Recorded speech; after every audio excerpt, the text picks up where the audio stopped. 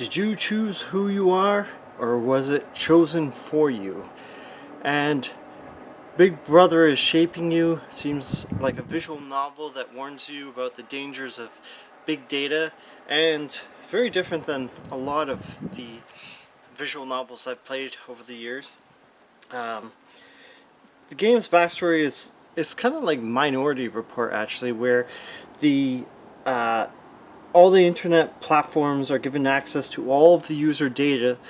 So this program called Sentinel, which is sort of like Skynet, I guess, in a sense, can prevent and combat crime and safeguard public safety. But there are consequences of this, and the downfall of this is so much that this game is more of a warning rather than a proper full-fledged game. Like, it feels like a heavy-handed visual novel, where warning us that the world around us is gradually becoming a surveillance state of sorts. And it makes me think of like the consequences of making a world that monitors your every movement and purchase and comments, so everything you do in your life.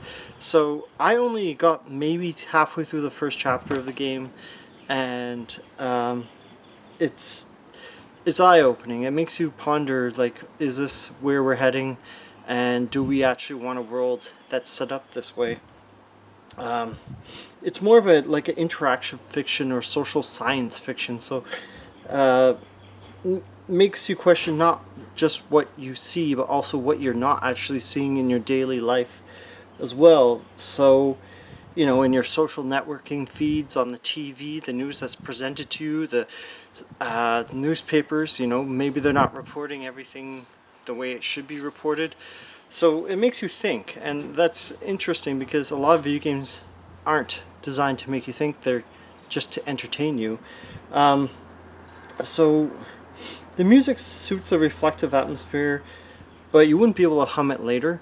Now, with all this said, the fact that the game sort of educates you on, you know, how you'd be tracked and how much you'll be tracked, there are cons to it, unfortunately. Sometimes it's hard to know where to click on the game's surface.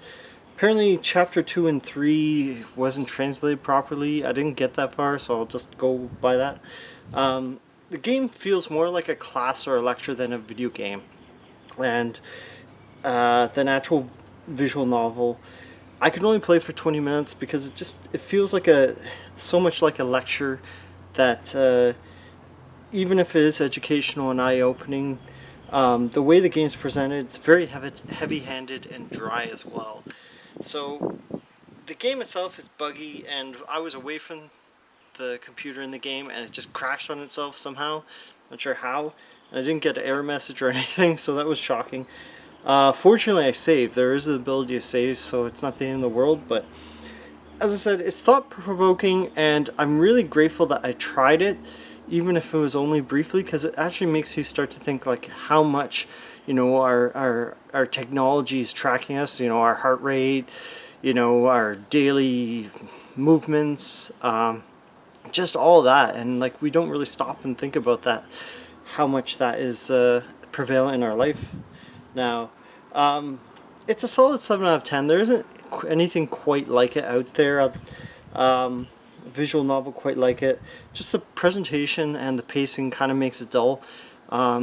They could have sort of chopped up like some of the information a bit better, but it is shocking how, you know, maybe not so much in Canada, but if you look at like England, where there's cameras like and everywhere, and even in Canada, like there's cameras at you know, traffic signs and whatnot. So it really makes you realize how much like our world is being shaped by cameras and surveillance. So yeah, keep an eye out and watch where you're going and what you're doing, and keep on gaming.